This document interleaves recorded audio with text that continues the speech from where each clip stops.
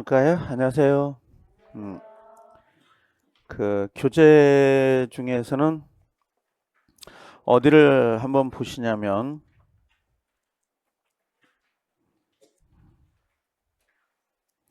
274페이지 한번 봐볼래요? 274페이지 오시면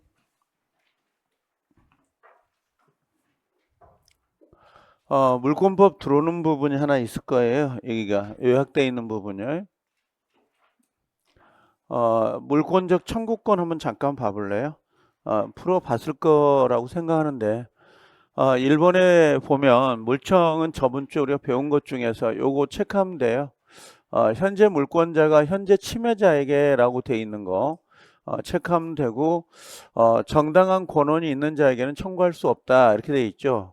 정당한 권한이 있다라고 하는 건 뭐 가장 대표적인 게 미등기 전매에서 양수인 말하는 거니까 체크하면 되는데 간접 점유자도 점유자인데 보조자는 점유자가 아니에요. 그 다음에 종전 소유자 아니라는 거 체크하면 되고 밑에 지문에 미등기 건물의 양수인도라고 돼 있죠. 이건 등기가 아직 안 돼 있는 거죠. 불법 점유자에 대해서 직접 자신의 소유권에 대해서는 물청을 행사할 수가 없는 거죠. 이 사람은 아직 소유권이 이전되어 있지 않으니까. 그래서 반환 청구할 수 있다라고 했으니까 X가 되는 거고, 그 다음에 갑소유 건물의 을 명의의 저당권 설정 등기가 불법으로 격려가 됐다라고 되어 있습니다. 그래서 격려가 되고 병에게 저당권 이전 등기가 격려됐다라고 되어 있거든요. 자, 갑소유 이렇게 되어 있고 을 명의의 저당권 설정 등기가 불법으로 격려가 된 다음에 병이란 사람에게 저당권이 이전이 됐어요. 그러면 원래는 당연히 이 사람한테 말소 청구가 들어가야 되는데 이미 이게 격려가 돼버린 거죠. 등기가 넘어갔으니까 얘한테 청구하는 게 아니라 요 병이란 사람, 현재 침해자가 병이니까 현재 침해자 병에게 말소 청구가 들어가야 되겠죠. 이건요 불법이니까. 그 다음에 을이라는 사람이 소유자 갑으로부터 토지를 매수하고 인도받았으나 아직 등기를 갖추지 않았습니다. 그러면 을은 지금 미등기라는 의미거든요. 미등기니까 아직 소유자가 아니죠. 법적인 소유자가. 그럼 다시 병에게 이를 전매하고 자 인도한 경우에 이렇게 돼 있네. 그러면 미등기 소유자가 병이라는 사람에게 전매를 했어요. 이건 미등기 전매라고 하죠. 미등기 전매. 그럼 미등기 전매가 됐을 때 요 갑이라는 사람이 병에게 소유권에 기한 반을 청구할 수 있느냐? 이건 없다. 이건 정당한 권리자입니다. 정당한 권원자에게는 물청을 행사할 수 없도록 되어 있어요. 그럼 4번의 격려준 자 당연히 뭡니까? 과거죠. 과거형이기 때문에 이 사람한테는 당연히 소유권에 기한 물청을 행사할 수 없도록 되어 있습니다. 맞는 거고. 그 다음에 5번의 물권의 양도시 소유권에 기한 물권적 청구권을 소유권과 분리해서 이를 소유권 상실자, 전 소유자에게 유보하여 행사할 수 있느냐라고 했는데 안 되는 거죠. 그래서 우리가 보통 물권과 물청은 분리할 수가 없어요. 분리할 수가 없다라고 하는 거, 그걸 이야기하는 거고. 그 다음에 임차인인데 요 임차인한 게 점유보호 청구권을 행사할 수 있다 없다 있다라고 하는 거고 당연히 임차인도 점유권은 갖고 있으니까 그 다음에 임대인은 간접 점유자가 되죠. 간접 점유자니까 물청을 행사할 수 있어요 없어요? 있다라고 해야 되죠. 없다 그러면 안 됩니다. 그래서 이 사람은 간접 점유자니까 가능하다라고 하는 거죠. 그 다음에 7번에 점유 보조자니까 보조자는 점유자가 아니죠. 그래서 물청을 행사하거나 물청의 상대방이 될 수가 없는 사람입니다. 그래서 뭐 물권적 청구권의 가장 대표적인 사례들 35의 바탕으로 해서 만들어진 것들이고 그 다음에 물청은 기본적으로 소유권에 의한 물청이기 때문에 소멸시효 대상이 될 수는 없어요. 그렇게 정리해 놓으시면 됩니다. 그래서 여기 보면 나와 있는 게 바로 그런 거죠. 원상회복이라고 되어 있잖아요. 원상회복은 언제 원상회복이 되는 거예요? 가격 자체, 계약 자체가 해제가 됐으니까 원상회복이 된 거고 당연히 매수자에게 매도인에게 당연 복귀가 된 거죠. 그럼 당연 복귀가 됐을 때 당연히 매도자는 매수자에게 말소 청구가 들어갈 거라고 그 말소 청구는 당연히 뭐가 되는 거예요? 물청이죠. 소유권에 의한 물청이기 때문에 소멸시효 대상이 되질 않습니다. 그래서 여러 번 반복해서 이야기했던 내용들이죠. 그 다음에 유치권은 물청을 인정하지 않습니다. 그러나 점유권이 있는 거죠. 점유권에 의한 물청은 인정할 수 있다라고 되어 있습니다. 자, 이제 이건 나중에 이제 나오는데 여기처럼 유치권에 의한 반환 청구가 된다 안 된다? 될 수 없는데 있다라고 했어요. 그래서 유치권은 반드시 물청 자체가 없어요. 우물물이 없다고 그랬으니까. 우물물이 없는데 점유권은 갖고 있는 거죠. 그래서 점유권으로 행사할 수는 있다. 이렇게 되어 있습니다. 지역권하고 저당권은 반환 청구가 안 되는 거죠. 근데 방해 제거하고 예방은 된다. 이렇게. 그래서 반환 안 된다. 그 다음에 반환 안 되죠. 왜 그러냐면 지역권하고 저당은 다 점유를 하지 않으니까 반환 안 된다. 같은 표현인데 표현 방법을 3개 갖다 놓은 겁니다. 이렇게. 그 다음에 물청은 침해 가능성만 있어도 된다라고 해서 고의과실을 요하지 않는다. 다 해서 손해배상은 고의과실이 있어야 되는 거잖아요. 여기 과실이 있어야 되는 거지만 물청은 고의과실이 없어도 행사가 가능하다라고 하는 거. 자, 그래서 물청은 상대방에게 고의과실 귀책사유가 있어야 된다. X가 되는 거죠. 이건요. 이건 X인데 오답이네요. 이건 있어야 된다. 그렇으면 X가 됩니다. 이건요. 이건 X예요. 오답 고쳐놓으세요. 답이. 그 다음에 물청은 상대방이 언제나 불법이 언제나가 틀렸네. 여기는요. X가 됐네. 여기도 X고 이것도 X해야 됩니다. 하나 체크해 놓으시라고요. 그 다음에 갑소유 토지에다가 을이 무단으로 뭔가 건물을 신축했다라고 되어 있거든요. 을이 신축했다라고 되어 있네요. 무단이네요. 그러면 당연히 요건 중요합니다. 이게 35회 때 연결이 돼가지고 나왔던 건데 갑은 을에게 퇴거 청구는 안 되는 거죠. 근데 철거 청구하고 손해배상은 가능하죠. 그 다음에 을이 만약에 병에게 건물을 임대해 버렸네요. 그러면 임대했다라고 했어요. 그럼 임대했다 하더라도 을에게 철거 청구가 되고 병에게는 퇴거 청구가 되어야 되겠죠. 그래서 얘도 맞는 지문이고 얘도 맞는 지문이에요. 그 다음에 을이 병에게 등기를 매도했네. 매도가 됐으면 병에게 철거 청구가 돼야 되지 을에게 철거 청구가 들어가면 돼야 안 돼요? 안 된다. 이런 거 체크해 놓으시면 됩니다. 자, 갑소유 X토지에 대한 사용 권한 없이 그 토지를 을이 Y 건물을 신축했다라고 되어 있어요. 이게 무단이라는 거잖아요. 무단이다라고 하는 거. 그럼 갑은 자, 을을 상대로 해서 철거를 청구할 수 있다. 근데 퇴거는 돼야 안 돼요. 퇴거는 할 수 없다. 맞죠? 그래서 갑은 을에게 퇴거는 안 되고 철거는 된다. 뭐 이것들. 전형적인 사례들이니까 그 다음에 권한 없이 을이 건물을 신축한 경우에 을이 그 건물을 누구한테 을에게 미등기로 팔았어요. 그럼 철거 청구는 누구한테 해야 돼요? 정에게 해야 되죠. 정을 상대로 철거 청구를 할 수 있다. 이렇게 빨리 나오는 건 아니에요. 다 이미 그림을 몇 번 그려가지고 꼭 여러 번 그려라고 했던 내용들입니다. 확인하는 거니까. 자, 예방이다 그러면 요건 또는이 들어가야 되는데 이게 미자가 들어가거나 과자가 들어가면 무조건 틀리다라고 했습니다. 예방 청구권이니까. 여기 과자가 들어갔잖아요. 요 과자가 들어가면 틀린 지문이에요. 이건 X가 됩니다. 과자가 들어가면 안 된다. 요건 내가 안 했던 거고요. 나중에 이거 35회 때도 이게 나왔어요. 올해 나오기 좀 어렵죠, 이게. 그대로 통째로 나와 버렸습니다. 아예 이건요. 그 다음에 들어왔던 게 이제 등기 여부거든요. 등기 되느냐 안 되느냐라고 하는 것들. 그래서 여기서 조심해야 될 것은 공유물 분할 요거 하나 좀 체크해 놓으셔야 되고 7번, 8번도 체크가 됐었죠. 이건 이제 우리 형성 판결했던 거잖아요.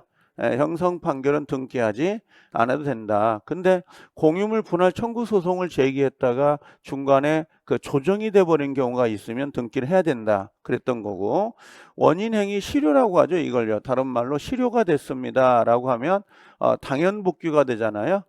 당연 복귀가 되기 때문에 당연히 등기를 할 필요가 없습니다.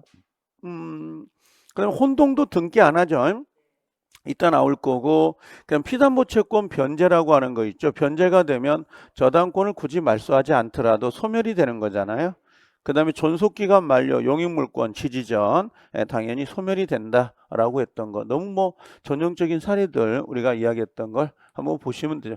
이것도 35회 때 아예 나와버렸어요. 통째로. 그래서 올해 나오기 어렵지만 낱개로 나올 수는 있으니까 낱개로는 기억을 해두라 그랬습니다. 한번 풀면 되죠. 이것도요. 그다음에 여기 보면 공유물 분할 판결은 등기를 요하지 않는다 그랬습니다. 공유물 분할 판결 등기하지 않는다 이렇게 되어 있고, 그 다음에 여기 보면 공유물 분할은 협의가 성립되었다라고 되어 있죠. 성립이 되었으나 공유 1인이 분할 협의에 협력하지 않아 소송을 제기해서 확정 판결이 됐다라고 되어 있는데 등기와 효력이 발생한다라고 되어 있거든요. 이건 왜 그런지 모르겠는데 저도 이게 문구가 뭔가 잘못 만들어진 것 같아요.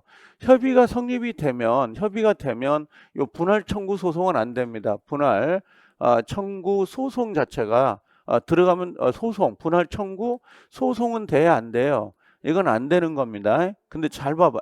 근데 잘 보면 이걸 초짜가 보면 협의가 되면 이따 나중에 나올 건데 협의가 되면 분할 청구 소송은 안 되는데 왜 소송을 했다고 하지? 이렇게 할 수 있거든요. 만약에 협의가 됐는데 공유자 한 사람이 그 분할에 협력을 안 해요. 안 하면 공유물 분할 청구 소송은 제기할 수는 없어요. 절대로. 근데 뭐는 제기하냐면 왜 협의한 대로 이행을 하지 않습니까? 그 이행 청구 소송은 가능해요. 이행 청구 소송이 가능하다고. 그럼 여기 말하는 건 분할 청구를 청구한 게 아니라 이행 청구 소송을 한 거예요. 그럼 이행 청구 소송은 등기해야 돼, 안 해야 돼요? 이건 해야 되는 거예요. 이건요. 등기를. 그래서 혹시 지문을 읽을 때에 협의가 됐는데 왜 소송을 제기했지? 그 소송은 분할 청구 소송을 말하는 게 아니라 협의한 대로 이행해달라고 소송을 제기한 거예요. 이게. 그래서 이행 청구 소송이라 그래요. 분할 청구 소송이 아니라 요건 등기를 해야 되는 겁니다. 그래서 맞는 지문이고, 자, 요거 매매 동그라미 소유권 이전 등기 소송 승소 판결을 받은 거잖아요. 요건 등기해야 돼요. 이행 판결입니다. 옆에 쓰신다면 이행 판결이라고 쓰시면 되죠. 이행 판결. 자, 요것도 자체적으로 잘 나오죠. 요즘 잘 나온 겁니다. 미등기 부동산도 취득시 할 수 있어요, 없어요? 있거든요. 미등기 부동산도 취득시 할 수 있는데 걔는 즉시 뭐예요? 요거 점유자가 취득시 완성했다고 해서 바로 소유권을 취득하는 건 아니고, 요 미등기 부동산 취득시 하더라도 등기해야 돼, 안 해야 돼요? 이건 등기를 하여야 됩니다. 자, 합유 지분 포기도 써져 있지만 공유 지분 포기도 쓰시면 돼요. 공유 지분 포기, 합유 지분 포기 둘 다 포기가 들어가면 등기해야 된다 그랬던 거 기억나요? 등기해야 된다라고 하는 거. 그래서 등기를 하지 않더라도라고 했으니까 이건 X가 됩니다. 그래서 요건 포기가 들어가면 무조건 등기해야 됩니다. 포기는. 그 다음에 여기 보면 법정 지상권을 취득할 때 법정은 등기해야 안 해요? 안 하는데 신축은 등기 안 하죠. 근데 신축된 건물을 팔려고 그래. 양도할 땐 등기해야 돼, 안 해야 돼요? 해야 되고, 상속은 등기 안 하죠. 근데 상속을 가지고 팔려고 그래. 양도하려고 그래. 등기해야 돼, 안 해야 돼요? 해야 돼. 그럼 법정 지상권을 취득할 때는 등기를 요하지 않아. 근데 이걸 뭐 하려고 하는 거예요? 양도에 팔아먹으려고 할 때는 등기를 해야 됩니다. 이건요. 등기를. 자, 법정갱신 등기해야 안 해요? 법정자 들어가면 안 해요. 근데 약정 등기는 약정갱신이라고 하는 거거든요. 이걸 다른 말로 합의갱신이라 그래요. 합의갱신. 요건 등기해야 돼, 안 해야 돼요? 등기를 해야만 되는 거거든요. 그래서 법정갱신의 경우 등기 없이도 여기 밑줄 취득한 3자에 대해서 갱신을 주장할 수 없다가 아니라 있습니다. 등기하지 않더라도 주장이 생기는 거예요. 근데 합의갱신, 약정갱신은 등기가 되어야 뭐라고요? 3자에게 대항할 수 있도록 되어 있습니다. 그래서 법정갱신하고 합의갱신 차이점이 있다는 거. 자, 법정 지상권은 등기가 없더라도 소유권을 취득한 3자에게 지상권을 주장할 수 있다, 없다? 있다. 이게 등기 없이도 이런 의미예요. 법정자가 들어가면. 그래서 이런 것들을 해석하고 답을 빨리빨리 찾을 수 있으면 등기는 잘하는 거예요. 이런 것들이. 꼭 한번 여기 다 기출 지문들이니까 또 확인을 하시라고요. 집에 가셔서 눈에 익어야 됩니다. 이게 눈에 안 익어요. 그러면 문제가 있는 거예요. 그다음에 여기 물권적 청구권에서는 읽어보면 되는데 지문 중에 요 합의란 글자가 보이잖아요. 합의. 합의 그다음에 취소로 인하여 등기 청구권은 소멸시에 걸려요, 안 걸려요? 안 걸린다. 왜? 얘들은 당연 복귀예요. 당연 복귀가 되기 때문에 당연히 물청이 될 거라고, 물청이. 그럼 당연히 소멸시에 걸리지 않습니다. 이런 것들은. 자, 그 정도 정리하면 되고, 그 다음에 뭐 5번, 2번도 같은 맥락이죠. 갑의 소유권, 을이라는 사람이 위조해서 등기가 넘어갔습니다. 누가 소유자인가요? 소유자는 여전히 갑이거든요, 이게. 그러면 갑은 당연히 물청에 의해서 말소 청구할 수 있는 거죠. 소유권에 기한 거니까 이렇게 소멸시효 대상이 되질 않습니다. 자, 요건 빨간색이라고 했죠. 이건 반드시 기억해 놓으셔야 됩니다. 자, 매수자의 등기 청구권은 물청이에요, 채청이에요? 채청이죠. 채청입니다. 그럼 채청이라고 했어요. 채청이라고 했습니다. 그럼 채청은 당연히 이건 뭐예요? 청구할 수 있다 없다? 있다라고 했는데 자, 여기 잠깐 보면 요걸 이제 놔두시고 요거 거 1번부터 2번, 3번은 이 미등기 매수자의 지위를 이야기한 거예요, 지금. 그럼 미등기는 아직 등기 안 됐으니까 법적 소유자가 돼야 안 돼요. 소유자가 될 순 없어요. 그럼 소유권 이전 등기를 안 받았단 말이야, 이 사람은. 그러면 소유권에 준하는 관습상 물권을 가질 수 있냐고 물어볼 수 있어요. 이 질문 잘 나온 질문입니다. 이건 X가 되고요.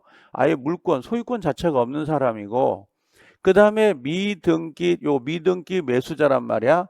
그럼 미등기 매수자인데 그 부동산을 누군가 불법으로 침해했을 때 그 사람에게 물청을 행사할 수 있냐? 소유권에 준해서 안 된다고. 그래서 안 된다. 그럼 이 사람은 뭘로만 가야 된다 그랬어요? 대의 청구만 가야지 얘는 법적으로 소유권을 취득한 적이 없기 때문에 물청을 행사할 수는 없습니다. 직접적으로는 대의만 됩니다. 그 다음에 타인 토지 위에 건물을 소유하고 있다. 요게. 그럼 이 사람은 현실적 점유를 하지 않더라도 건물 부지를 뭐예요? 사실상 점유한자로 볼 수 있다라고 했었습니다. 그래서 혹시 건물 소유자하고 건물 뭐라고 했어요? 점유자를 나눠가지고 점유자는 현실적 점유를 하고 있다 하더라도 이 건물 부지를 점유한자로 보지 않습니다. 요게 차이 있어요. 그래서 건물 소유자가 부지 점유자로 봐야 되고 요 건물 점유자가 임차인이거든요.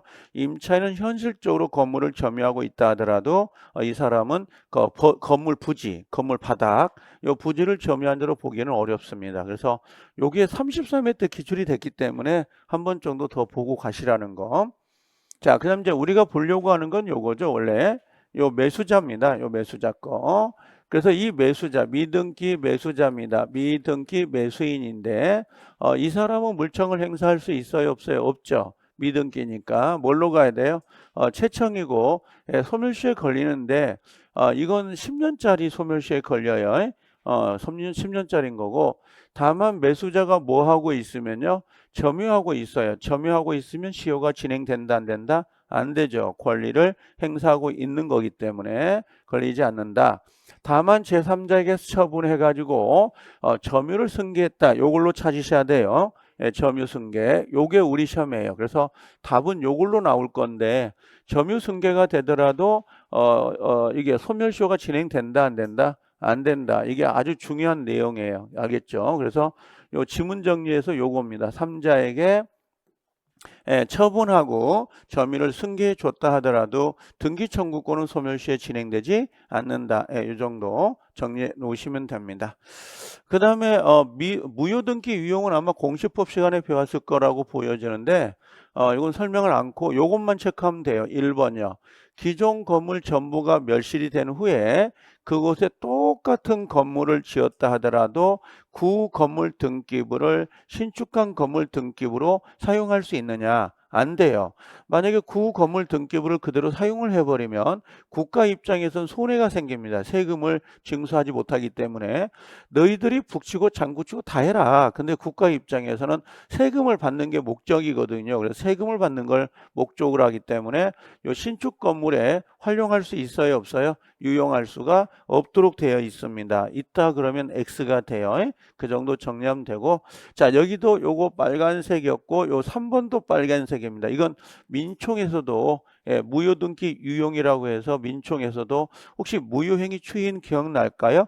무효인 가등기를 추인하더라도 소급하지 않고 그때부터 유효가 된다. 그 내용이에요. 그래서 요거 소급하여 유효가 된다. 이게 틀린 거야. 키워드는요. 소급하는 게 아니라 뭘로 했어요? 그때부터 이렇게 되어 있습니다. 우리 교재도 다 나와 있는 내용들이죠. 이렇게 정리하시면 돼요. 이 정도 정리하면 되고요. 그 다음에 간혹 뭐 여기 있는 4번도 좀 조심해야 될 부분은 있습니다. 4번도 한번 체크해서 보시면 되고, 자, 중간 생략 등기 저번 주에 이야기를 했었는데 가장 중요한 건 요거예요. 등기 청구원 양도할 때에 통지하고 승낙 받아야 되는 거 기억나요? 혹시? 만약에 매매로 인하여 등기 청구권을 양도할 때 양도할 때 뭐라고 했어요? 승낙 받아야 돼, 안 받아야 돼요? 받아야 되죠. 승낙을 받아야 된다. 근데 혹시 여기다가 제가 뭘 써줬냐면 저 밑에다가 아래쪽에다가 점유 취득시효를 했었어요. 점유 취득시효에서 등기 청구권이 나오면 요건 승낙 받아야 안 받아요? 안 받아도 양도할 수 있다라고 했던 거. 그래서 지금 요게 조심해야 된다 해가지고 꼭 좀 외워 놓으시라고 그랬어요. 그래서 등기 청구권을 양도하는 건 채청이거든요. 그때 매매로 인하여 양도하느냐, 점유취득으로 양도하느냐, 이건 좀 조심을 하시라 해가지고 제가 여러 번 이야기한 적이 있습니다. 그래서 상당히 중요한 포인트들이에요. 이거 모르고 시험장에 들어가면 위험스러워요. 근데 중간 생략 등기는 한번 푸세요. 제가 풀려고 하는 건 아닌데 요게 올해 시험에 나오기는 좀 어려울 거예요. 작년에 아예 통째로 문제가 배정이 됐기 때문에. 근데 조심을 해라고 했던 것은 여기 있는지 모르겠는데 중간자 있잖아요. 여기 안 나왔나 모르겠네. 여기 보시면 여기 아이고 넘어가 버렸네. 여기 보시면 중간에서 요건 좀 체크하세요. 요거 하나 체크하고요. 요 중간자 거 요거 체크해 놓으세요. 등기 청구인 소멸하냐라고 할 때 중간 생략 등기가 작년에 시험에 나와서 다시 배정할 수는 없는데 아마 낱개로는 나올 수 있어요. 낱개로는. 근데 낱개로 나올 때 가장 많이 나온 게 요 중간자, 즉 중간 생략 등기가 합의됐다 하더라도 그 중간자의 등기 청구권이 소멸된가요? 라고 하는 거 있죠. 요거 좀 조심해야 되고 소멸되지 않는다. 그 다음에 등기 청구권을 양도할 수 있잖아요. 중간자가 최종 양수인에게. 그때 승낙을 받냐 안 받냐 요 문제가 중요하다 그랬어요. 그래서 요걸 하나 꼭 좀 체크해 놓으시라는 거. 그래서 이 정도만 체크해 놓으셔도 될 거예요. 아셨죠? 그 다음에 나오는 게 이제 등기 추정력인데 추정력은 워낙 양이 많아요. 아마 공시법 시간에 배웠을 거예요. 서술 시간에. 그래서 이 등기 추정력을 한번 보는데 제가 부탁드리는 건 이것만 기억해 놓으시면 좋을 것 같아요. 추정력이 깨지는 거 있죠. 지금 요거 제가 안 할 건데 등기 추정력이 깨지는 거, 추정력이 있다는 거요, 없다는 거요? 없어요. 만약에 내 앞으로 부동산이 등기가 되어 있으면 나는 적법한 절차, 그 다음에 원인에 의해서 부동산을 취득했다고 추정할 수 있어요, 없어요? 있어요. 그게 추정력이거든요. 그럼 내가 예를 들면 토지거래 허가구역에서 소유권 이전 등기를 받았어요. 그러면 허가를 받았다고 추정할 수 있어요, 없어요? 있다는 거고, 우리나라는 등기를 할 때에 반이 등기 원인을 기재하게 돼 있거든요. 매매, 증여, 상속 이렇게. 근데 매매라고 써져 있으면 아마 이 사람은 둘이 합의해 가지고 정당하게 소유권을 취득했는갑다 추정할 수 있어요, 없어요? 있다는 거. 그래서 매매나 증여라든지 이런 게 정당하게 이루어졌다고 추정할 수가 있거든요. 다만 매매를 했는데 매매 계약서가 중요한데 그 계약서가 진정하게 작성되지 않은 게 입증이 돼 버려서 깨진 거죠. 무효다. 그럼 당연히 추정력은 깨질 수밖에 없는데 이 중에서 전 소유자가 허무인이에요. 존재하지 않는 사람. 그 다음에 요 보존 등기 명의 이외, 보존 등기입니다. 요 보존 등기 이 토지거든요, 이게. 예, 토지 보존 등기 이외의 자가 토지를 사정받은 경우가 있다라고 하는 거. 이것도 추정력이 깨져요. 포인트입니다. 요것들이 허무인 요거 나오는 것들. 그 다음에 요건 건물이에요. 건물. 원래 건물의 보존 등기는 누가 해야 돼요? 건물 보존 등기는 아마 그 대장상의 건축물 관리대장, 건축물 관리대장상에 최초로 신축된 자, 신고된 자 그 상속인이 예, 보존 등기를 신청해라 라고 등기법 시간에 배웠을 거예요. 근데 건물을 신축한 보존 등기 된 자가 야 나는 건물을 지은 적 없어 그러더란 말이야. 그럼 당연히 추정력 깨져요, 아니에요? 깨진다라는 거. 그 다음에 가등기는 아예 추정력 자체가 아예 없습니다. 그 다음에 여기 보존 등기 명의자가 부동산을 양수받은 거다. 내가 물려받아 가지고 내가 보존 등기 한 거다 하고 주장했는데 원소유자가 나는 너에게 양도한 사실이 없어 하고 이렇게 부정을 해버렸어요. 전소유자가. 이 양도 사실을 부인했다? 그럼 추정력이 깨져버립니다. 이런 것들은. 그 다음에 등기된 추정력은 당연히 뭐라고 점유 추정력이 나오지 않죠? 점유 추정력을 뭐라고 했어요? 권리, 우리는 적법, 추정력이라고 해서 요게 200조에 들어왔던 거거든요. 200조. 그래서 자주점유, 평온, 공연, 계속 할 때 그 적법 추정력, 점유 추정력이라고 해서 권리 적법이라고 할 때 적법 좋은 거네? 그럼 부동산도 적법이 있겠지? 그렇게 해석하면 안 된다. 적법이란 개념을 뭘로 해석이라고 했어요? 점유 추정력이라고 했어. 그래서 부동산은 점유 추정력이 나오는 게 아니라 등기 추정력이 나와야 되고 동사는 점유를 하고 있으니까 그 점유 자체에다가 추정력을 준다. 그럼 부동산은 등기 추정력, 동사는 점유 추정력인데 시험장에 가면 점유 추정력이란 말을 안 씁니다. 그냥 권리 적법 추정력이 있다 이렇게 나올 거다. 그 권리 적법 추정력이 다른 말이 점유 추정력으로 해석을 해가지고 부동산은 나오지 않고 동산만 나온다라고 저번 시간에 이야기 안 했구나. 아직 점유권이 안 들어가서 그냥 나올 겁니다. 근데 12월 들은 사람을 알고 기출문제 풀이할 때 내가 했던 이야기고 이런 것들은 그래서 들어오는데 여기서 가장 모르는 단어는 없죠. 다 알 수 있죠. 들어봤으니까 우리 공시법 시간에도 이거 첫 시간에 배워요. 공시법 시간에 등기 추정력을 여기서 좀 신간 난다면 요게 좀 약간 사정받은 거 요게 좀 약간 헷갈릴 단어인 것 같긴 한데 나머지는 없는 것 같아요. 요것만 좀 반복해서 봐달라는 거 알겠죠? 요것만 이 사정이라는 게 아마 공시법 시간, 등기법 시간에 아마 배웠을 거예요. 우리나라 등기 제도가 언제 들어왔습니까? 우리나라 등기 제도는 1912년에 들어옵니다. 이게 그래서 1912년, 1935년까지도 등기 제도가 있었는데 35년 이후 등기 제도하고 그 중간에 등기 제도가 약간 차이가 있어요. 1912년 일본 애들이 들어오거든요. 그러니까 원래는 1905년에 을사조약이 나오고 1910년에 그 경술국치가 이루어지잖아요. 이 한일합방이. 그리고 1912년에 토지조사령이라는 게 발표가 돼요. 그 공시법 시간에 배울 건데 그러고 나서 그때 만들어진 게 토지대장, 임야대장, 등기부가 만들어지는데 임야대장은 1918년에 만들어집니다. 연도가 달라요, 이게. 근데 12년에 만들어지는데 이때 등기 제도가 있긴 있었는데 이 등기 제도는 대항등기예요. 대항등기. 이게 대항등기지 성립등기가 아니에요. 지금은 성립등기죠. 등기해야 소유권을 취득하는 거니까. 근데 그 당시는 매매계약서를 하고 문서를 주고받으면 땅 문서, 집 문서를 주고받으면 소유권을 인정해 줬어요. 등기 안 해도.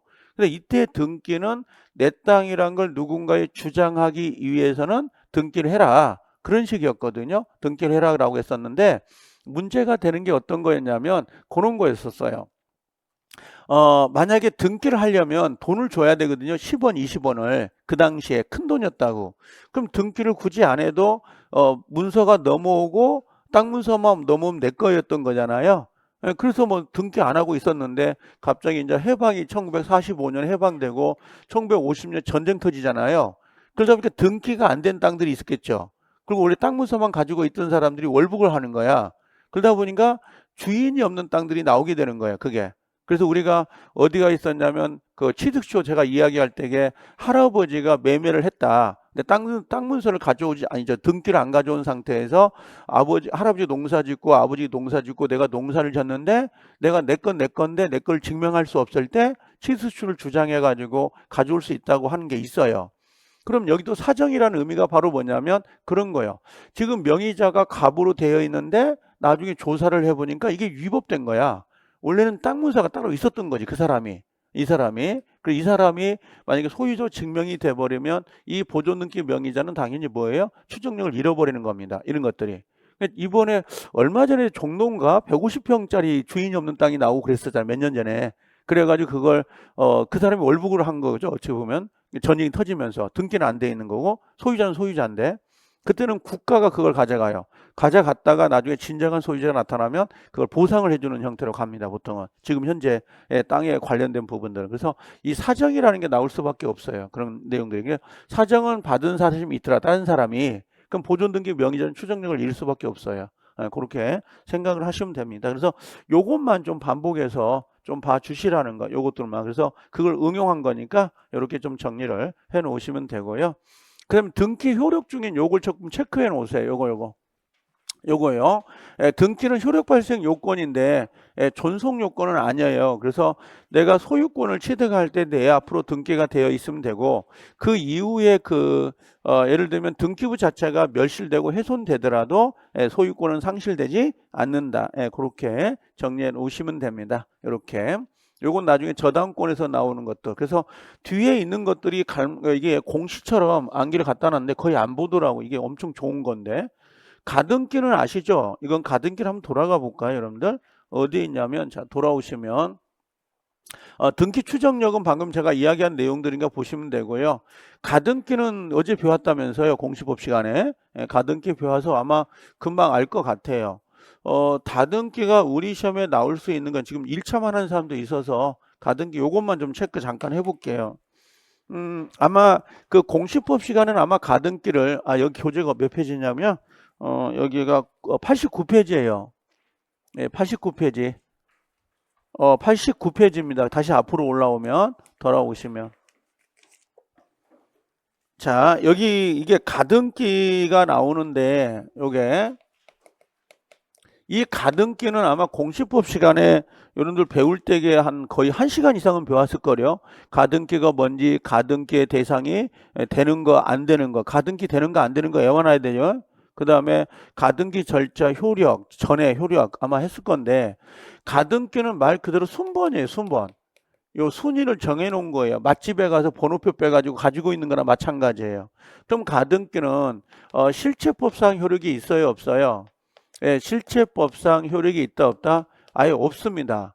실체법상 효력이 없다는 건 뭐냐면 갑이라는 사람이 집이 있고 을이 가등기를 가지고 있었거든요.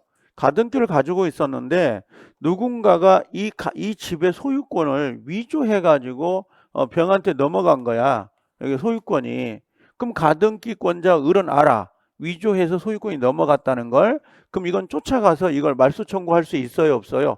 택도 없는 소리예요. 왜 그러냐면 가등기는 실체법상 효력이 없기 때문에 이런 권리 자체가 아예 없다고요. 이런 것들이. 그래서 요걸 빗대서 우리 시험에 나왔어요. 여러 군데에서. 이런 것들이. 그래서 위조가 돼서 제3자에게 소유권이 넘어가더라도 가등기권자는 그 등기를 말소 청구할 수는 없습니다. 이건 순번만 가지고 있는 거죠. 맛집에 가서 번호표 들고 있는 거야. 근데 창문 너머서 음식을 먹고 있는 거야. 거기 머리카락이 발견됐어. 그럼 지나가서 이거 머리카락 발견됐어 이야기할 필요가 있다 없다? 없어. 먹게 냅두라는 거지. 이건 그대로. 이런 것들이에요. 이게. 그러면 이 가등기는 가장 중요한 게 1번은 추정력이 있어요 없어요? 없어요. 본등기를 받아올 권리가 있다고 추정하지 않는다.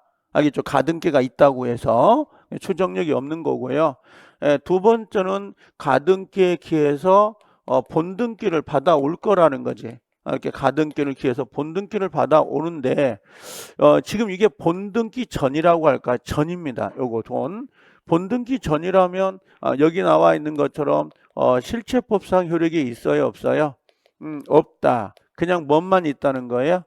순위, 보전, 효력만 있다라고 되어 있어요. 순위 본연 효력만 있다.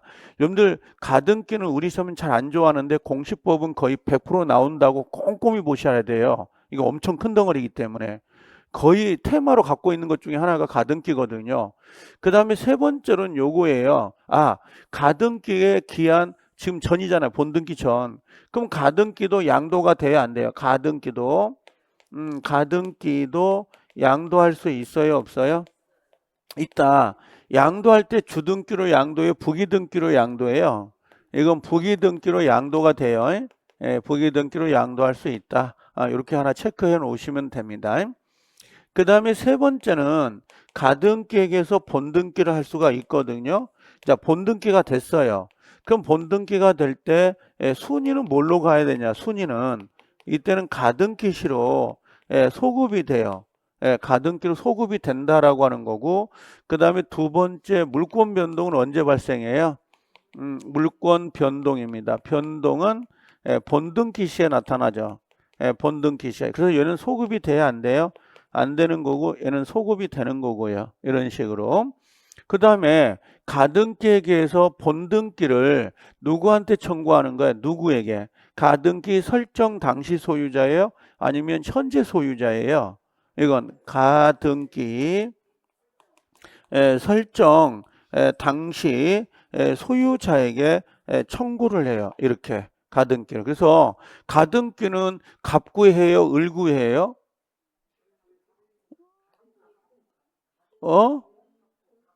어제 배웠다며요.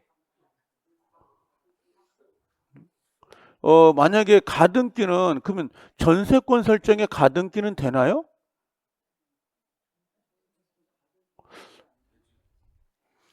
가등기는 갑구에 할 수도 있고 을구도 할 수 있습니다. 둘 다 되는 거예요. 내가 만약에 이 집을 사고 싶은데 만약에 살 수가 없어. 3개월 뒤에 팔고 애국 나간다는 거야. 그럼 내가 먼저 살게요. 라고 1번 갑의 소유권에 보존 등기가 됐을 때 여기다가 2번 해가지고 을이 소유권 이전, 소위 등에 가등기를 해놓는다고. 이렇게 되어 있는 거고, 뭐 을구 같은 경우도 될 수 있는 거죠. 1번 여기다가 을이 전세권 설정에 가등기를 해놓을 수 있는 거지. 이렇게. 뭐 왜 안 되겠어요? 다 하지 이걸. 그래서 갑구도 되고 을구도 되는 게 가등기란 말이에요, 자체가. 근데 나중에 얘가 가등기가 되어 있더라도 이거 팔 수 있어요, 없어요? 있어. 가등기 소유권은 변함이 없으니까. 그래서 3번 해가지고 병한테 매매로 인하여 소유권 이전 등기가 됐다. 이렇게 된 거죠. 지금 소유자가 누구예요? 병이고 가등기권자는 얘가 지금 5월 1일이죠. 제가 이걸 왜 설명하니? 6월 1일이고 이렇게 자체가 내가 이걸 할 일 없어요. 저 수업 나가야 되니까. 근데 가등기가 됐는데 얘가 이제 본등기를 받아오려고 7월 1일 날. 그럼 이 본등기를, 소유권 이전 등기를, 소이등을 받아올 때 이 본등기는 어디로 가는, 어떠하는 거예요? 등기를, 2-1로 간다고? 전혀 안 배운대, 가등기를. 이 양반들. 가등기 1이 올라가는 겁니다. 이 순위가 2번. 그래서 옛날에 법무사 시험이 뭐가 나왔었냐면, 칸막이가 이렇게 돼 있었어요, 원래. 여긴 지워져 있었고, 원래 선을 그어야 돼요. 이걸 선을 어디까지 긋냐, 순위번호 앞선까지 긋냐, 순위번호까지 그어야 되냐, 이것도 시험이었는데 지금은 선을 안 그어요. 전산화되어 있기 때문에. 그래서 꺼벅꺼벅 엔터를 갖다 치면 벌어진다고, 얘기가. 그래서 이 가등기를, 본등기를 여기다 하는 거예요. 여기다가 병에게 을이죠, 이제. 을이 소유권 이전 등기, 본등기를 했다, 이렇게 받는다고. 7월 1일자 이런 식으로. 그럼 이 가등기 밑에 기재가 된다고요, 이 본등기가. 그리고 요건 직권말소가 되는 겁니다. 하나의 부동산이 두 개가 되면 안 되기 때문에 이게. 그래서 얘가 순위는 요 5월 1일자로 가는 거고, 그다음에 물권 변동은 7월 1일자로 오는 거예요. 이걸 모르면 중개사들은 설명을 못 해요, 나중에. 그 물권 설명하거나. 가등기도 채청이죠. 가등기에 의한 본등기가 채청이기 때문에 소멸시효에 걸린다고. 그럼 가등기가 붙어 있는 것들이 날짜가 나와 있는데 10년이 넘어버렸더라. 그럼 이건 효력이 없는 거라고요. 이건 나중에 가면. 가등기가 붙어 있으면 무조건 사면 안 돼요. 그게 아니라 소멸시효에 걸리는 거기 때문에, 이 자체가. 그럼 이게 들어가면서 없어진다. 그래서 만약에 가등기에서 본등기 할 때에 현재 소유자 병한테 등기를 신청해 버리면 죽을 사람한테 등기해 달라는 거야. 그건 말도 안 되는 거지. A가 있지 기본적으로. 그래서 가등기 설정 당시 소유자 갑에게 신청을 해야 되는 거라고요. 얘한테 하면 안 된다 이 말이에요. 그래서 죽을 사람한테 당신 죽일 건데 등기해 주세요. 그럼 기분 나빠 등기해 주겠냐고. 안 해주지 당연히. 이게 이런 형태로 가는 게 가등기라고. 그래서 요 가등기 설정 당시 소유자다라고 하는 거고, 순위는 가등기로 뭐 물권 변동 본등 시에 나타나는 거라고. 이런 식으로요. 이 가등기가. 그래서 이 가등기 할 때 우리 시험에서 가등기 대상에서 요거예요. 정지 조건부는 가등기가 돼야 안 돼요. 정지 조건부는 효력이 발생이 되는 거니까 가등기를 해놔야지 그 조건이 성취가 되면 본등기 할 수 있거든. 이건 가능한 거라고. 그 이와 반대로 해제 조건이에요. 해제 조건은 소멸하는 거라고. 그럼 가등기를 왜 하겠어요? 할 필요가 없지. 이건 가등기 대상이 아니에요. 그 다음에 우리가 물권적 청구권은 가등기 해야 안 해요? 안 해. 물권이 있어야 되는데 지금 물권이 없으니까 가등기는. 그 다음에 채청은 되냐? 채청은 가등기 할 수 있다 없다? 있다. 그래서 우리 시험에서 이런 것 정도는 한번 물어볼 수는 있으니까 체크하는데, 공시법에 가면 박스로 만들어져 있죠. 가등기 대상이 되는 거 안 되는 거. 근데 우린 요것만 체크하면 돼요. 민법에서는. 요것 정도만 알고 계시면 뭐 그렇게 가등기는 문제될 게 별로 없습니다. 이 정도만. 자, 그래서 이 정도 한번 정리를 해놓고 갈 테니까 그 정도. 거기 보면 교과서는 실제법상 효력이 없다. 보이시죠? 그 다음에 추정력이 있다 없다? 없다라고 돼 있고, 89페이지에 89페이지 색깔이 좀 다르잖아요. 89페이지에 추정력 없습니다. 실제보다 효력이 없다. 추정력 없다. 가등기도 부기할 수 있다 없다? 있다. 부기 등기로 양도할 수 있다라고 하는 거고, 그 다음에 가등기에 기한 본등기 순위는 뭘로 가야 돼요? 가등기시로 소급한다. 보이시죠? 그 다음에 물권 변동은 언제 생겨? 소유권 취득은요? 본등기 시에요. 알겠죠? 7월 1일자 그렇게 생각하면 됩니다. 그 다음에 가등기에 기한 본등기는 누구한테 청구하고요? 가등기 설정 당시 소유자. 이거 신뢰가 안 되면 물어봐도 될까 모르겠는데 겁난데, 가등기가 불법으로 말소가 됐어요. 그럼 불법 말소가 되면 회복 등기해야 되죠. 그 회복 등기는 누구한테 해요? 여러분 혹시 공시법 시간에 말소 회복 등기는 무조건 누구한테 이렇게 정해져 있을 건데, 말소 회복 등기는 무조건 누구한테 해요? 현재 소유자야, 말소 당시 소유자야? 예, 무조건 말소 당시 소유자예요. 그냥 무조건. 그래서 요게 좀 약간 다른 거하고 좀 엇박자가 날 때가 있거든요. 이런 것들이. 그래서 그런 것들은 꼭 공식적인 거니까 공식으로 정해져 있는 거기 때문에 체크해 버리면 돼요. 요거 하나 정도는 꼭 봐두시면 되고요. 제가 지금 오늘 설명하려고 하는 게 이 물권 소멸 때문에 오는 거거든요.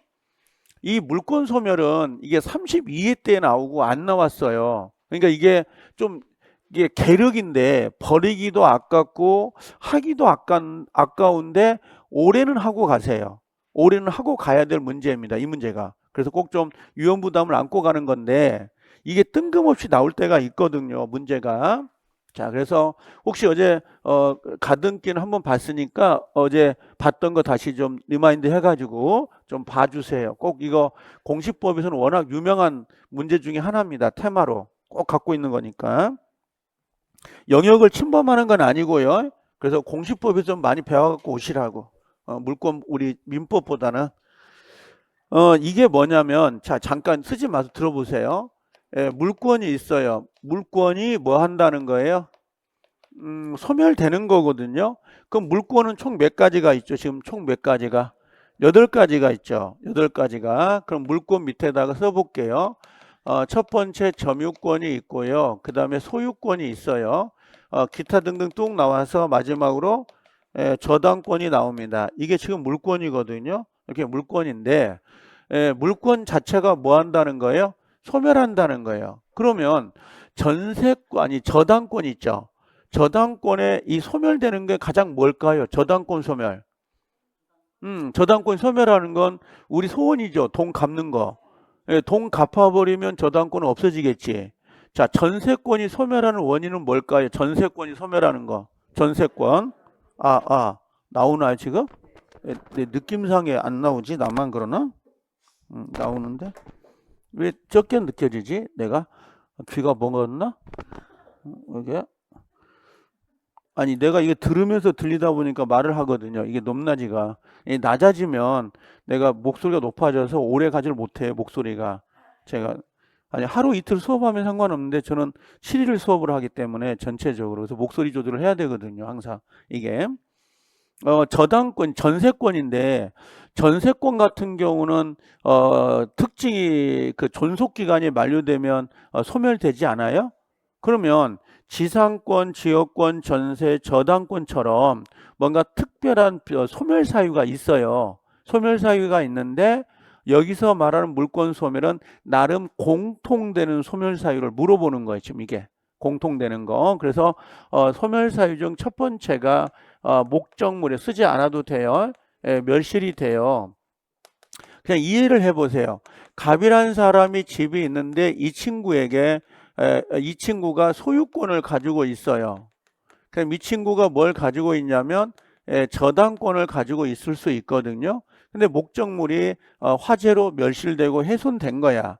그럼 당연히 저당권도 없어지고 소유권도 없어지죠. 집이 없는데 어떻게 할 거야? 이게 당연히 소멸된다. 이게 목적물 멸실이에요. 근데 문제는 뭐냐면 이 저당권자가 좀 그렇죠. 자기는 돈을 빌려줬는데 목적물이 없어졌어. 경매를 실행할 수는 없어. 지금 이 상황이 벌어진 거잖아요. 돈은 받아야 되는 거고. 근데 목적물이 없으면서 뭐가 나오냐면 요 보상금이나 또는 보험금이 나올 수가 있어요. 그럼 이 저당권자는 자기가 빌려준 돈을 받아야 되는데 그게 피담보 채권이거든요. 그래서 이 저당권자가 이 보상금, 보험금, 그 보상금, 보험금 자체를 압류하는 게 아니라 갑이 청구할 수 있는 권리, 청구권, 보상금, 보험금 청구권을 압류를 해요. 이걸 압류한다는 걸 우리가 이걸 물상대위라 그래요. 예, 물상대위. 물상대위해서 저당권 효력을 미치게 하는 경우가 생겨요. 그건 나중에 저당권에 가면 물상대위란 말이 나올 거예요. 그럼 물상대위는 원래 물건이 아니라 가치 변형물에다가 그 영향을 미치게 하는 현상을 물상대위라 그래요. 아셨죠? 목적물이 소실됐다는 전제가 있어야 돼요. 지금 여러분들 빚지고 있을 수 있죠? 그럼 여러분들 돌아가시면 사망보험이 나올 수 있는 거죠. 보험에 가입돼 있으면 다 나오는 건 아니에요. 보험에 가입돼 있으면 그럼 채권자가 여러분들이 죽었으니까 돈 받을 수가 없잖아. 그럼 그 사망보험금을 압류할 수가 있다는 거야. 그게 이제 그 물상대위가 아니지. 그 인상대위지. 이건 사람을 대위로 하는 거니까 이건 물건을 대위하는 거고. 무슨 말인지 알겠죠? 그렇게 존속할 수도 있어요. 그건 예외적인 거. 자, 그 다음 두 번째는 뭐가 있냐면 소멸시효예요. 소멸시효는 우리 시험에 안 나와요. 굳이 소멸시효를 깊게 알 필요는 없는데 소멸시효는 권리를 가진 자가 일정 기간 그 권리를 행사하지 않으면 그 권리를 박탈하겠다는 게 법으로 정해져 있어요. 근데 소멸시효는 20년짜리, 10년짜리, 5년짜리, 3년짜리, 1년짜리 다양 각각이에요. 근데 우리는 최청에서 10년짜리 소멸시효를 배웠잖아요. 근데 여기 물권이 총 몇 개예요? 물권이 8개가 일단 법으로 정해져 있거든요. 근데 이 8개가 모두 소멸시효에 걸리는 건 아니고 이 중에 3개만 걸려요. 3개만. 그래서 이걸 뭐라고 하냐면 요걸 지상권, 그 다음에 지역권, 그 다음에 전세권만 소멸시효 걸리거든요. 예, 지지전만 걸리면 돼요. 알겠죠? 요게 20년짜리인데 질문해 볼게요. 그럼 시험장에 가면 지지전만 소멸시효에 걸린다 이렇게 나올 수도 있지만 반대로 해가지고 저당권은 소멸시효에 걸려야 안 걸려 이렇게 물어볼 수 있다고. 걸려 안 걸려요? 안 걸리지. 소유권은 안 걸리고 점유권은 안 걸려. 뭐만 걸리니까 지지전만 걸린다 이 말이에요. 우리는 정직하게 물어보지 않아요. 다 알아버리기 때문에. 그럼 이걸 반대로 물어본다고. 다만 이런 건 있어요. 잠깐 봐볼래요? 요건 소멸시효가 아니에요. 오해할까봐 갑이 소유자인데 을이라는 사람이 뭐예요? 자, 20년간 소유의사 평온공연하게 이 땅을 취득해버렸어요. 취득하면 반사적으로 을은 소유권을 잃어버리잖아요. 그럼 을은 소멸시효에 걸리는 거 아닌가요? 이렇게 이야기할 수 있지만 소멸시효가 아니라 한 사람이 권리를 취득하니까 반사적으로 어부지리가 된 거야. 그래서 을이 소유권을 잃는 거지 이걸 소멸시에 걸려요. 이렇게 표현을 안 한다고. 자, 다시. 그 다음에 어떤 게 있냐면 이런 거예요. 갑이라는 사람이 을한테 돈 1억을 빌려옵니다. 그럼 이 사람을 뭐라고 불러요? 채권자가 되죠. 돈 빌려준 사람, 돈 받을 사람이니까. 이 사람을 뭐라고 불러요? 채무자라 그래요. 그럼 요거 1억을 뭐라고 불러요? 1억을. 이걸 채권이라 하기도 하고 또는 채무라고 해도 되거든요. 근데 갑이 돈을 못 갚을 수 있죠. 그럼 어떻게 해요? 요 갑의 집에다가 우리는 보통 저당을 잡아요. 그럼 이 사람을 뭐라고 부르냐면 얘는 저당권자라고 해요. 이중적 지위를 갖는 거예요. 두 가지 지위를. 그럼 이 사람은 뭐가 돼요? 저당권 설정자가 된다고. 이렇게 두 가지 권리를 갖게 되는 거죠. 그럼 요걸 뭐라고 부르는가? 이제 채권이 아니라 앞에 수식어가 붙어요. 이걸 피담보라 그래. 피담보 채권 그러는데 피담보 채권은 유담보 있을 유자 담보가 붙어 있는 채권이에요. 이런 거예요. 그러면 친구한테 10,000원 빌려주면 채권을 갖고 있어요. 10,000원짜리. 근데 민법책을 담보로 잡았다 그러면 피담보 채권을 갖고 있어요. 이렇게 이야기한다고. 그러면 자, 이 저당권은 소멸시에 걸려요, 안 걸려요? 안 걸리지. 지리전만 걸리니까. 그죠? 근데 요 1억짜리 피담보 채권은 소멸시에 걸려야 안 걸려요? 이건 채권이야. 채권은 소멸시에 걸리게 돼 있습니다. 이건요. 그럼 권리를 행사하지 않으면 얘가 소멸되겠죠. 그럼 이 저당권은 이 채권 때문에 존재하는 거거든요. 운명을 같이 한다라고 하는 걸 우리가 부종성이라 그래. 너가 있어야 내가 있다. 너가 없으면 나도 없어진다. 그럼 채권이 소멸시효로 없어지면 이 저당권은 소멸시에 걸리지 않지만 반사적 효력에 의해서 소멸이 돼버려요. 그걸 부종성이라 그래요. 근데 이건 저당권은 소멸시에 걸려요. 그럼 X가 되는 거야. 저당권 소멸시에 걸리지 않고 요 채권이 소멸시효로 소멸되니까 부종성으로 반사적 이유로 소멸이 되는 거라고 그렇게 생각을 하시고 접근하셔야 돼요. 나중에 이런 건 시험에 나오긴 하지만 이런 베이스가 없으면 맞히는 게 해석하는 게 어렵거든요. 그 다음에 세 번째는 뭐냐면 혼동이 있어요. 혼동. 그 다음에 네 번째는 수용이고요. 다섯 번째는 물권의 포기라고 아마 돼 있을 거예요. 제목이 이런 식으로. 그러면 여기 네 가지는 등기해야 안 해요. 등기 안 해도 효력이 발생이 돼요. 등기 안 해도. 근데 이 물권의 포기는 반드시 등기를 해야 효과가 발생이 돼요. 그래서 이 포기부터 먼저 봅니다. 여러분들 교과서. 물권 포기에서 제가 이야기했던 게 어떤 거였냐면 그 유재석 포기라고 해서 소유권을 포기하는 경우를 내가 써줬고 그 다음에 공유 지분 포기를 한번 써준 적이 있어요. 그 다음에 합유 지분 합유 지분을 포기하는 걸 써준 적이 있거든요. 민총에서. 그러면 이 소유권 포기는 상대방 있는 단독행위예요? 상대방 없는 단독행위예요? 상대방 없는 단독행위가 된 거예요. 제가 지금 서비스를 해줬어요. 이게 단독행위라는 걸. 단독행위인지 계약인지도 구별을 못해요. 그러면 이 공유지분 포기는 계약이겠네? 공유자가 있으니까. 다른 공유자가 있잖아요. 그럼 이건 성질이 뭐예요? 계약? 뭔가 의심스러운가 보죠? 이건 상대방 있는이에요. 있는 단독행위야. 둘 다 단독행위지 계약이 아니에요. 있다 없다 이게 구별되는데 그러면 소유권을 포기하거나 공유 지분을 포기했다고 해서 바로 효력이 발생되는 게 아니라 등기를 해야 되거든. 얘들은 반드시 공통점이 등기가 되어야 돼요. 반드시. 이게 중요하다는 거고. 자, 공유 지분 포기는 이런 거죠. 갑이 3분의 1이고 을이 3분의 1, 병이 3분의 1씩 가지고 있습니다.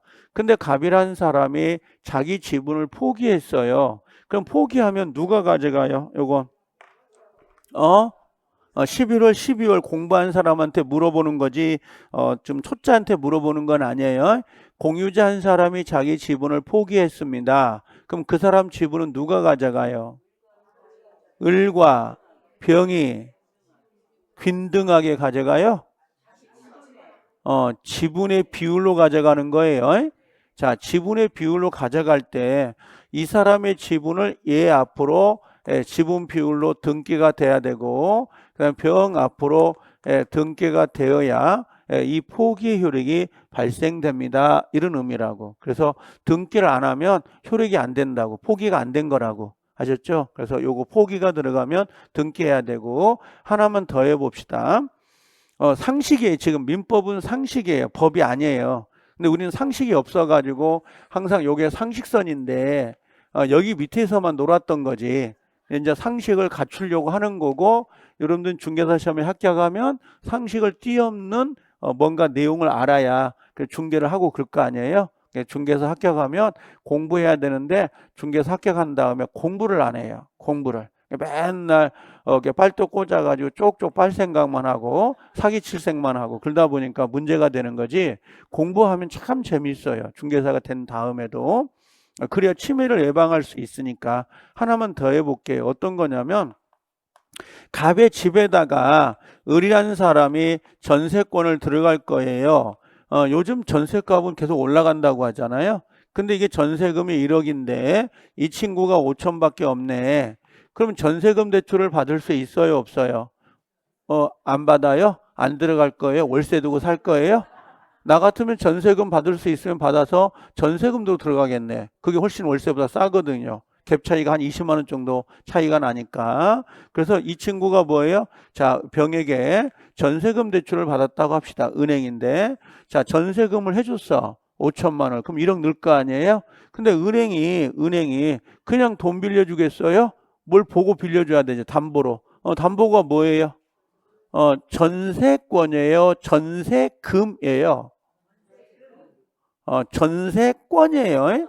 알겠죠? 그래서 전세권을 담보로 해서 저당을 잡는 거야. 그러면 요건 을구, 갑구, 오늘따라 이상하게 등기가 많이 나오네.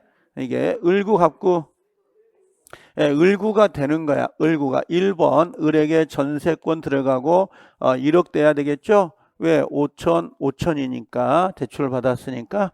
그럼 이 사람 지금 병이 저당권 들어가죠? 1-1로 들어가요. 부기등기. 그래서 병이라는 사람의 근저당권 5천만 원짜리. 자, 이렇게 되어 있습니다. 보이신가요?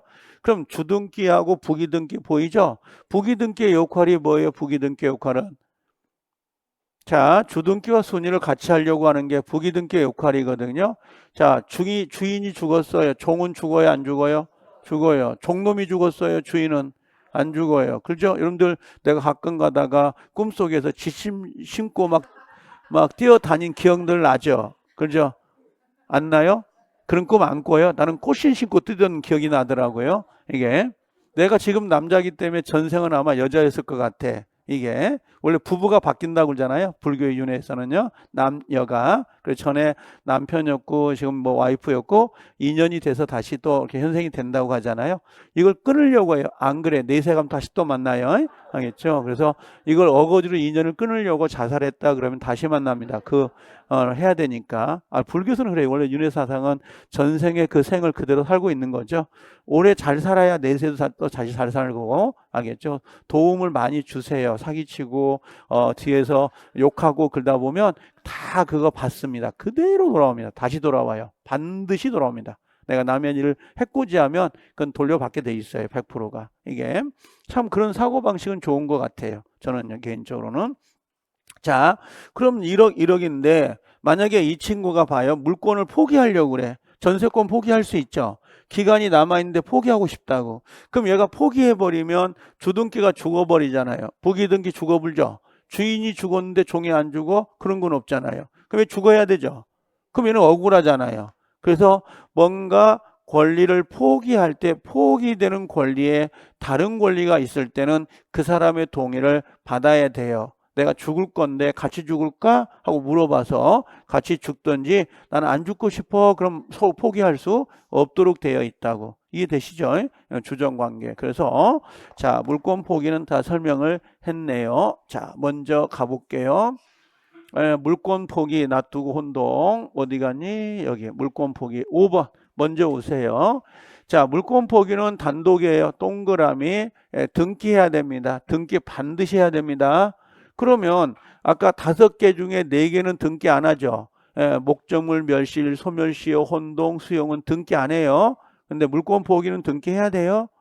자, 그 다음에 단독행위, 그 다음에 말소 등기, 포기 갖춰야 된다. 자, 소유권은 뭐로 돼 있어? 상대방 없는 거고요. 제한 물권이 뭐겠어요? 지상권, 지역권, 전세권은 야, 집주인, 야, 토지 소유자, 나 물권 포기할 거야. 91페이지입니다. 91페이지 오세요. 최지수. 여기 오면 상대방 있는이라고 되어 있죠? 없는, 있는. 자, 물권의 포기는 원칙으로 자유이지만 조심할 거. 그 물권이 써볼게요. 전세권이 다른 권리가 누구예요? 저당권에 객체가 되고 있다면 그 다른 권리 누구요? 저당권자의 동의를 얻어라 안 얻어라? 얻어야 된다. 이렇게 체크하는데 4번만 빨간색 별표시 4번. 그리고 요거 등기, 요거 별표시 등기하고요. 2개는 꼭 체크해 놓으세요. 이 정도는. 자, 다시 돌아와 볼게요. 다시. 자, 뭐라고 돼 있냐면 물권, 목적물 멸실 오실래요? 자, 목적물이 멸실되면 당연히 목적물에 붙어있는 소유권이나 지상권, 지역권, 전세권 소멸한다 안 한다? 소멸한다. 그죠? 다만 그 멸실물에 뭐라고 했어요? 가치 변형물을 모르겠다 그럼 밑에다가 보험금이나 또는 보상금을 하나 써놓으세요. 보상금은 저당 목적물에 물상대의 동그라미에 미친다 안 미친다? 미친다. 근데 거기다가 꼭 압류라는 걸 하나 써놓으세요. 왜 그러냐면 나중에 가면 이 압류가 중요하거든요. 저당권에서는 압류해라 안 해라? 압류를 하여야 돼요. 하여야 물상대의가 나올 수 있지. 압류가 안 나오면 물상대의가 안 나와요. 90페이지 보고 있어요. 90페이지. 자, 그래서 나와 있다라는 거고 소멸시효는 안 봐도 되는데 요것만 체크해 놓으세요. 여기 4번만 별 표시. 자, 지상권, 지역권, 전세권은 몇 년짜리? 20년짜리입니다. 행사하지 않으면 소멸돼 버리거든요.